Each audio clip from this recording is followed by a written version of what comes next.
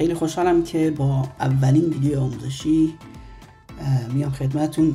ببخشید حالا آموزشی که نه، ولی تجربه خودم رو در مورد گرفتن اکانت پروی جمینای میخوام باهاتون به اشتراک بذارم. خب قضیه از اونجایی شروع شد که من میخواستم با اکانت اصلی، اون جیمیل اصلیم، اینو اکتیو بکنم. منتها مشکلی که پیش اومد این بود که با آی پی کشور دیگه ای وارد اون لینک اکتیویشن که اینجا میبینید شدم.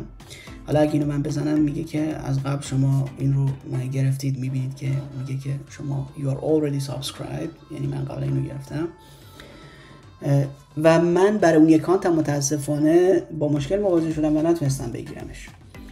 و اون موقع برای وارد شدن من از این اکستنشن استفاده کردم، منتها مثل اینکه آی پیش نشتی داشت.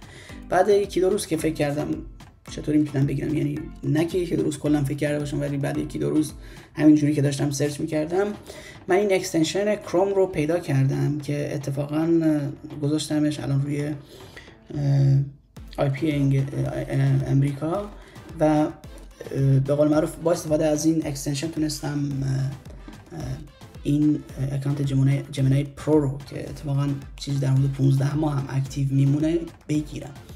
شما خیلی راحت برید به گوگل، به سرچ گوگل و این اکستنشن رو به قول معروف سرچ بکنید، خودش میاد بالا روی نتایج گوگل. وارد لینکش میشید، اینجا add یا add to brave یا add to chrome میزنه. شما خیلی راحت اینو اضافه میکنید و میرید توی اکستنشناتون یا توی افزونهاتون اینو اکتیو میکنید و وقتی اکتیو کردید با همچین چیزی مواجه میشید، میرید میذاریدش روی آی پی امریکا. خیلی راحت بعد این دکمه پاور رو میزنید و وصل میشه. منتها نکته اساسی و اصلی اینجا اینه که شما بدون وصل شدن به آی پی امریکا وارد این آدرس نشید. آدرس رو براتون توی دیسکریپشن به قول معروف ویدیو میذارم.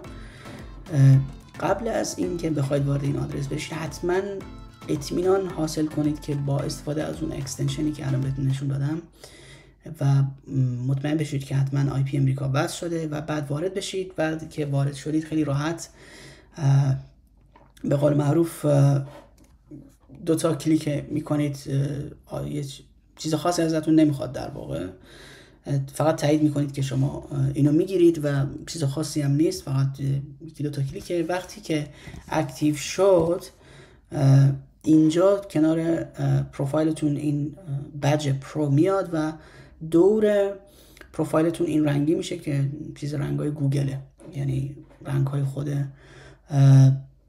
لوگوی گوگله و شما در واقع الان به جمینای پرو برای مدت چیز در حدود 1.5 سال دسترسی دارید.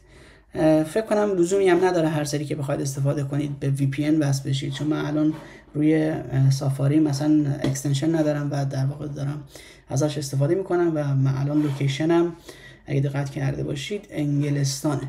خب خیلی راحت بگم که چیز خاصی نیست، خیلی پیچیده نیست، خیلی راحت میتونید با استفاده از یه افزونه به قول معروف بگیریدش. پس امیدوارم که از این ویدیو لذت برده باشید. سعی میکنم از این به بعد ویدیوهای آموزشی بذارم از چیزهای مختلفی که فکر میکنم به درد بچه‌ها میخوره و اگه فکر میکنید این ویدیو خوبه لایک بکنید ویدیو رو، اگه دوست دارید سابسکرایب بکنید که خیلی عالی میشه و ممنون میشم.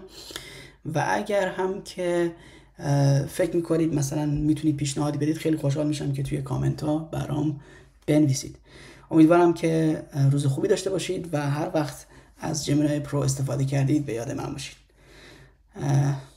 با امید دیدار.